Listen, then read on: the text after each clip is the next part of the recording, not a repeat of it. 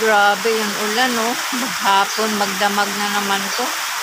Wala talaga kahinto-hinto.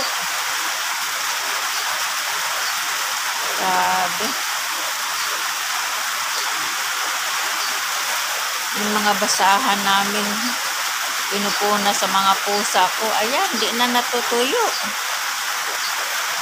Oh.